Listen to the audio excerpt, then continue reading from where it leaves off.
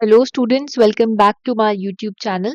अगर आप 11th में हैं, 12th में हैं, बीबीए कर रहे हैं, बीकॉम, एमकॉम या अगर आप एमबीए के भी स्टूडेंट हैं तो ऑर्गेनाइजेशनल बिहेवियर एक ऐसा टॉपिक है जो कि आपको पढ़ना ज़रूरी है। आपको नॉलेज होनी चाहिए कि ऑर्गेनाइजेशनल बिहेवियर क्या है। तो आज के इस वीडियो में हम ऑर्गेनाइजेशनल बिहेवियर के बारे में डिस्कस करेंगे कि ऑर्गेनाइजेशनल बिहेवियर होता क्या है। उसके बाद हम यहाँ पे आज पढ़ने वाले हैं nature of organisational behaviour. Need क्या है ऑर्गेनाइजेशनल बिहेवियर पढ़ने की।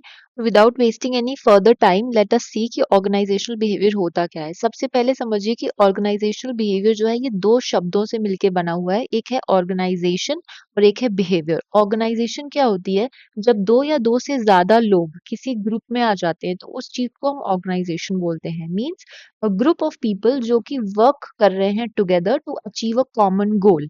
एक कॉमन गोल को पाने के लिए जब दो या दो से ज्यादा लोग एक चीज का पार्ट हो जाते हैं, ग्रुप का पार्ट हो जाते हैं, तो उसको हम एक ऑर्गेनाइजेशन बोलते हैं। ये ऑर्गेनाइजेशन आप जानबूझ के कॉन्शियसली फॉर्म करते हो ताकि आप अपने कॉमन गोल को अचीव कर सको। ठीक है। जैसे कि स्कूल है। स्कूल का क्या गोल होता है कि बच्चों को नॉलेज देनी है, उनको पढ़ाना है। तो स्कूल में जो स्कूल भी एक तरह से ऑर्गेनाइजेशन ही हुआ। सिमिलरली हॉस्पिटल हो गया, आपका पेशेंट्स का इलाज करना कॉमन गोल है। कंपनीज कंपनीज का गोल है प्रॉफिट कमाना, या कुछ कंपनीज सोशल वर्क के लिए होती हैं। तो जैसा भी आपका गोल होता है उसके लिए अगर आपने कुछ लोगों का एक ग्रुप बनाया हुआ है तो उसको हम एक ऑर्गेनाइजेशन बोलते हैं। क्योंकि हर ऑर्गेनाइजेशन में अलग अलग लोग होते हैं। अलग अलग लोगों का बिहेवियर कैसा है, वो कैसा सोचते हैं, किस हिसाब से एक्ट करते हैं डिफरेंट डिफरेंट सिचुएशंस में, उसकी स्टडी को हम ऑर्गेनाइजेशनल बिहेवियर में पढ़ते हैं। ठीक है। तो अब हम बात करते हैं कि ऑर्गेनाइजेशनल बिहेवियर क्या होता है। Organisational behaviour is the systematic study of how people, groups and systems behave. For example, कोई ऑर्गेनाइजेशन है, वहां पे जो लोग हैं, ठीक है, वो इंडिविजुअली कैसे काम कर रहे हैं, उनका बर्ताव क्या है, वो कैसे सोच रहे हैं, किस हिसाब से बिहेव कर रहे हैं, ये सारी चीजों की study on individual level, on group level and an organisational level, इसी चीज की स्टडी को हम ऑर्गेनाइजेशनल बिहेवियर बोलते हैं। और इसका एम होता है कि हम इस नॉलेज को कैसे अप्लाई कर रहे हैं सो दैट हमारी जो ऑर्गेनाइजेशन है उसकी इफेक्टिवनेस बढ़े, उसकी प्रोडक्टिविटी बढ़े, और वर्क प्लेस पे जो सेटिस्फैक्शन है एम्प्लॉयज का, सारे लोगों का जो काम कर रहे हैं वहां पे, बढ़ता रहे। अब यहाँ पे एक पॉइंट मैं आपको नोट डाउन करवाना चाहूंगी कि इफेक्टिवनेस और एफिशिएंसी ये दो बहुत ही इंपॉर्टेंट टर्म्स हैं। एफिशिएंट जो होता है वो सुनने में एक जैसा लगता है, इफेक्टिव एफिशिएंट, बट दोनों बहुत ही अलग चीजें हैं। एफिशिएंट का मतलब होता है you are doing things in the best possible way so that you are saving your time, your efforts and may be money. ठीक है। एफिशिएंट का जो फोकस होता है वो होता है हाउ वर्क इज डन। लेकिन इफेक्टिवनेस का मतलब होता है you are doing the right thing. तो आपको इन दोनों के बीच में डिफरेंस कभी पूछ सकता है, तो ये चीज आप एक बार ध्यान दे देना। Now moving coming back, organisational behaviour simply means the study of how people behave at work. भी मैंने बताया, चाहे वो इंडिविजुअल लेवल पे हो, ग्रुप लेवल पे हो, या फिर पूरे ऑर्गेनाइजेशन एज अ होल उसके लेवल पे हो, how their behaviour affects the performance of the organisation. For example, if an employee is not motivated or the team is facing conflicts, then OB helps in understanding why this is happening and how you can fix this using the human behavior knowledge. I hope यहाँ तक सब कुछ clear होगा। Moving on to the nature of organisational behaviour. Nature कह लो या फिर आप इसे फीचर्स भी कह सकते हो। बेसिकली ये क्वेश्चन कभी कभी आ जाता है 5 से 10 नंबर में कि explain what is OB, what do you understand by OB and what are the features या नेचर ऑफ ओबी। तो आपको ये चीज पता होनी चाहिए, आप इसे अपने वर्ड्स में भी लिख सकते हो। तो देखते हैं nature of organisational behaviour. First thing is it is interdisciplinary या फिर मल्टी डिसिप्लिनरी। क्यों ऐसा कहा गया है? क्योंकि ओबी जो होता है ऑर्गेनाइजेशनल बिहेवियर, ये सब्जेक्ट कुछ अलग अलग सब्जेक्ट्स का मिश्रण है। ठीक है। जैसे कि साइकोलॉजी, सोशियोलॉजी, एंथ्रोपोलॉजी, ये सब मिलके जो आपका सब्जेक्ट है वो ओबी को बनाता है। इसीलिए इसको बोला गया है कि मल्टी या इंटरडिसिप्लिनरी अप्रोच है इसकी। नेक्स्ट कहते हैं behavioural approach. It focuses on how people behave, think, interact at both individual and in groups. Behaviour हम लोगों का देखते हैं, उसके बेसिस पे हम ये स्टडी करते हैं और वो बताते हैं कि कैसे ऑर्गेनाइजेशन की इफेक्टिवनेस को बढ़ा सकते हैं और एक कॉमन गोल को अचीव कर सकते हैं। थर्ड पॉइंट है गोल ओरिएंटेड। जो ओबी का मेन एम है या जो ओबी का मेन गोल है वो क्या है कि ऑर्गेनाइजेशन की इफेक्टिवनेस को बढ़ाना है और जो एम्प्लॉयज उसमें काम कर रहे हैं उनकी परफॉर्मेंस को अच्छा करना है, not only because we want to achieve the organizational goals but because we want them to feel satisfied at the workplace। तो नेचर ऑफ ओबी एक और क्या है, गोल ओरिएंटेड। इसका एक गोल होता है, क्या गोल होता है कि ऑर्गेनाइजेशन की इफेक्टिवनेस को बढ़ाना। ठीक है। Human centred. अब नाम से ही आप समझ सकते हो कि ऑर्गेनाइजेशनल बिहेवियर ह्यूमन सेंटर्ड है, क्योंकि यहाँ हम ह्यूमंस के बारे में बात कर रहे हैं। ह्यूमंस कौन हुए, वो एम्प्लॉयज, वो वर्कर्स जो कि उस ऑर्गेनाइजेशन में काम कर रहे हैं। उनकी नीड्स क्या है, वो क्या फील करते हैं, किस बेसिस पे उनका मूड है, कैसे इमोशंस का सामना कर रहे हैं, क्या चीज उन्हें मोटिवेट करती है, किन चीजों से वो बैकस्टेप फील करते हैं, ये सब चीजें पढ़ते हैं हम ओबी में, सो दैट हम एक बेटर वर्क प्लेस या बेटर एनवायरनमेंट, वर्किंग एनवायरनमेंट उनके लिए बना पाए। ठीक है। उसके बाद आता है dynamic. Human behaviour keeps changing. आपने ये चीज सुनी होगी that change is the law of nature. उसी तरीके से ह्यूमन बिहेवियर भी है। हर एक इंसान का एक डिफरेंट पर्सोना होता है, एक अलग पर्सनालिटी होती है। उसके बेसिस पे वो इंसान बिहेव करता है, चाहे वो इंडिविजुअल लेवल पे हो या फिर ग्रुप लेवल पे हो। तो इसीलिए ओबी का जो नेचर है कि वो डायनामिक होता है, क्योंकि लोग जो ओबी के अंडर आते हैं, जिनको हम स्टडी करते हैं, वो चेंज होते रहते हैं। ठीक है।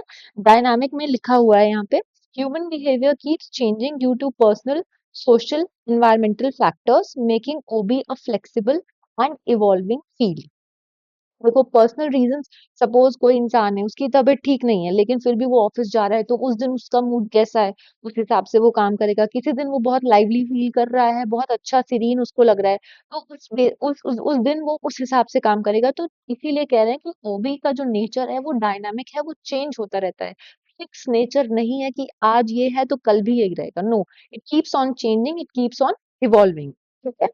Then it is both science and art. Kobe uses scientific research to study science, applies this knowledge in real life situations। देखो ओबी जैसा अभी मैंने आपको बताया कि ये बहुत सारी फील्ड से डिराइव किया गया है, ठीक है, साइकोलॉजी, सोशियोलॉजी। तो इनमें जो जो नॉलेज है, जो जो इनकी थ्योरीज हैं, वो एक तरह से साइंटिफिक रिसर्च के थ्रू हम जो है वही चीजों को हम रियल लाइफ सिचुएशंस में अप्लाई करते हैं। इसीलिए कहा गया कि ओबी साइंस भी है और आर्ट भी। अब साइंस एंड आर्ट है, इस चीज को हम लोग बाद में नेक्स्ट स्लाइड में पढ़ेंगे आगे चल के थोड़ा डिस्क्रिप्टिवली। अभी के लिए ये जान लो कि इसके नेचर में साइंस एंड आर्ट भी आता है। ठीक है। देन उसके बाद सिस्टम ओरिएंटेड। सिस्टम ओरिएंटेड क्यों कहा गया है? It views an organisation as a system of interrelated parts. चाहे वो इंडिविजुअल्स हो, ग्रुप्स हो या स्ट्रक्चर हो, सभी का जो एक गोल है वो कॉमन है। फॉर एग्जाम्पल, अगर आप स्कूल जाते हो, सॉरी, अगर आप स्कूल जाते हो तो आपका गोल क्या है? बच्चों को पढ़ना है, पढ़ाई पास होना इज गोल। सिमिलरली अगर आप हॉस्पिटल में हो तो आपका गोल क्या है? पेशेंट्स को ठीक करना। As for doctors it is patients को ठीक करना। हम ये चाहते हैं कि पेशेंट जल्दी से जल्दी ठीक हो। तो हर जगह का एक गोल होता है, इसीलिए इसको कहा गया है कि ओबी का नेचर है कि it is system oriented. I hope यहाँ तक अभी आपको सब कुछ क्लियर होगा। ठीक है। अब हम बात करेंगे कि ओबी की नीड क्या है। Why do we need OB? Organisational behaviour क्यों हमें चाहिए? तो ऑर्गेनाइजेशनल बिहेवियर हमें इसलिए चाहिए so that we can understand, हम समझ पाए। As a manager, suppose I am a manager, मुझे ओबी की रिक्वायरमेंट क्या होगी? So that I can understand कि जो मेरे एम्प्लॉयज है, जो मेरे पीपल हैं, जो मेरे अंडर में काम कर रहे हैं या मेरी ऑर्गेनाइजेशन में काम कर रहे हैं, वो क्यों उस तरीके से बिहेव कर रहे हैं जैसा वो कर रहे हैं। ठीक है। Are you understanding my point? I'm saying कि organizational behavior helps businessman or a manager to understand why people behave the way they do in the workplace. In modern organizations where people come from different backgrounds, have varied skills and face changing environments, OB is essential for effective management. So why do we need OB? Let's see these points to understand people. जो लोग वहां पे organisation में काम कर रहे हैं उन लोगों को समझने के लिए मैनेजर्स को ओबी की मदद लेनी पड़ती है कि लोग जिस तरीके से सोच रहे हैं, जैसा फील कर रहे हैं या जिस तरीके से बिहेव कर रहे हैं एक ऑर्गेनाइजेशन में, वो ऐसा क्यों कर रहे हैं। ठीक है। नेक्स्ट पॉइंट है टू इम्प्रूव द परफॉर्मेंस। जब एक मैनेजर समझ जाता है कि लोग उस तरीके से क्यों बिहेव कर रहे हैं, he tries to make an improvement. वो ट्राई करता है कि कैसे करके हम लोगों की एफिशिएंसी बढ़ाएं, लोगों में टीम वर्क लेके आए, सो दैट प्रोडक्टिविटी एक ऑर्गेनाइजेशन की बढ़े। ठीक है। To motivate employees we need OB to motivate the employees. OB, through OB motivation techniques आप यूज कर सकते हो so that workers feel happy and active.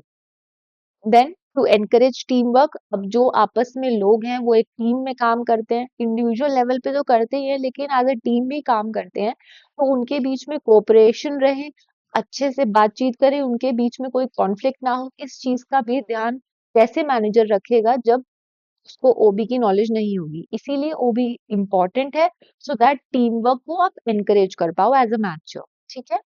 Moving on to manage change. OB helps employees adjust to new technology, policies and working conditions।